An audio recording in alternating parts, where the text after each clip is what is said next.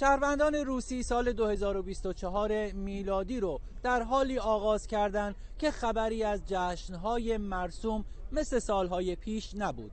به احترام کشته شدگان جنگ بین روسیه و اوکراین و برای دومین سال پیاپی، جنگی که هیچ گونه چشماندازی برای پایانش وجود نداره و در همین روزهای منتهی به سال نو میلادی دو طرف یکی از خونین ترین حملات رو علیه یکدیگر ترتیب دادن. روس‌ها حملات گسترده‌ای علیه مواضع اوکراینی‌ها انجام دادند و در مقابل اوکراینی‌ها هم حملات وسیعی رو به شهر بولگورود انجام دادند که طی اون 10 نفر کشته یا زخمی شدند.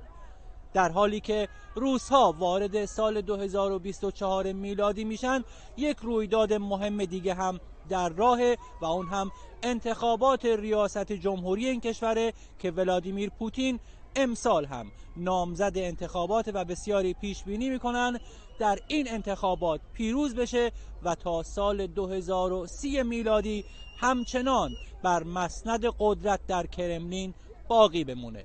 سید علی دارابی، خبرگزاری صدا و سیما، مسکو.